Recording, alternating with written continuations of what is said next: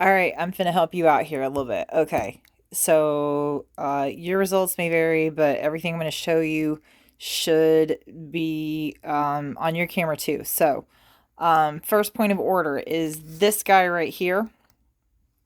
There's lots of stuff.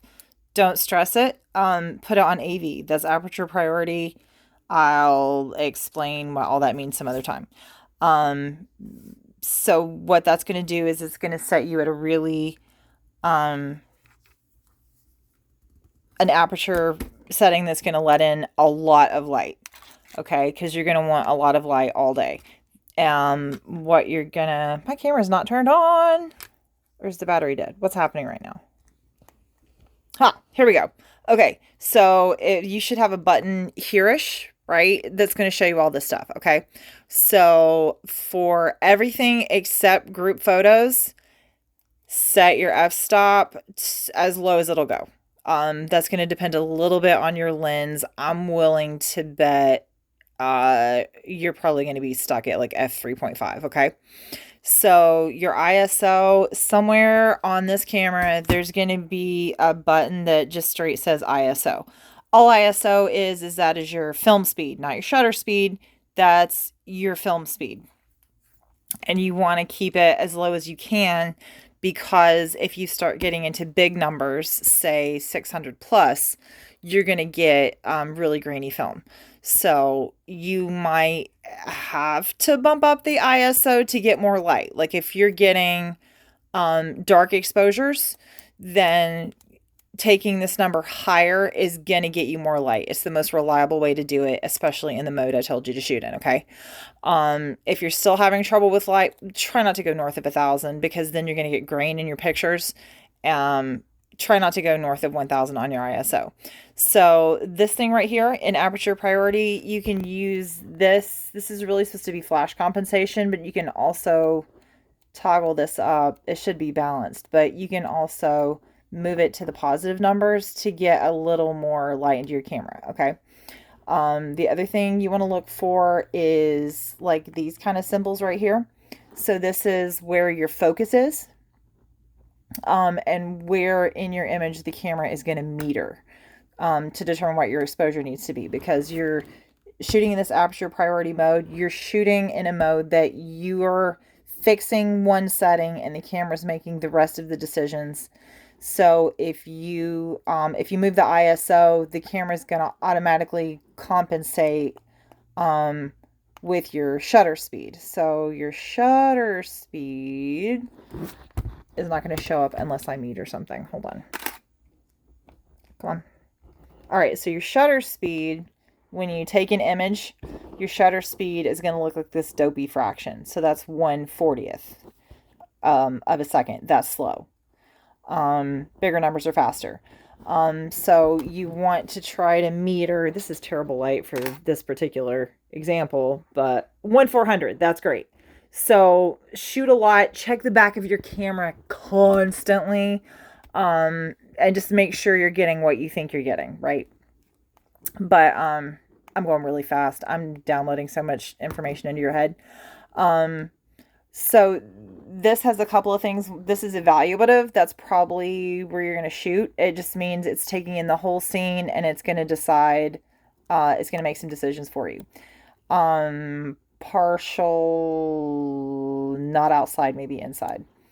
Spot metering means it is going to make that shutter speed adjustment based on the specific image in the frame, or point in the frame. There'll be a little red dot when you do a half press on your shutter.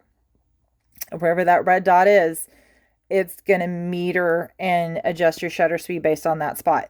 So if you spot meter on something that's really dark, then it is going to slow your shutter down to compensate for that, and you get blur.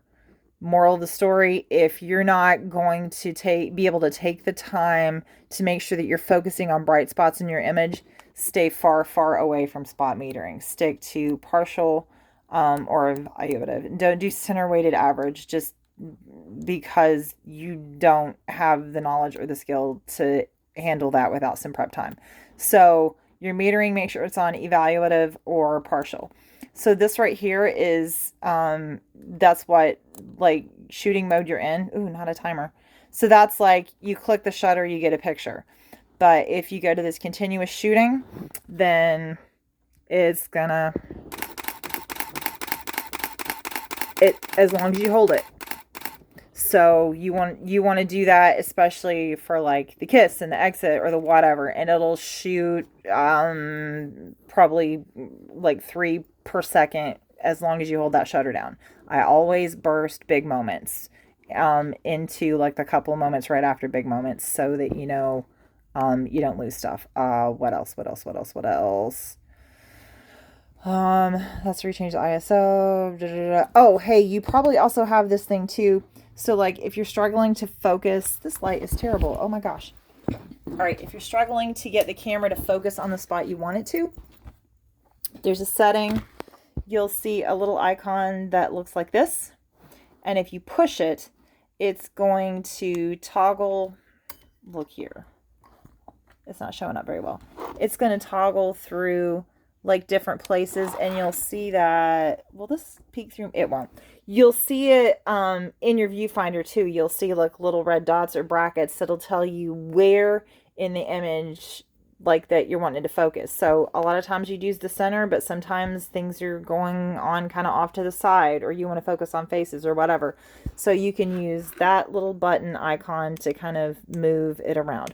Or if you're like, you know what, that sounds hard, I don't want to screw up, you should have a setting that all those light up, and then you're basically letting the camera choose for you, and Canons do a pretty good job with that.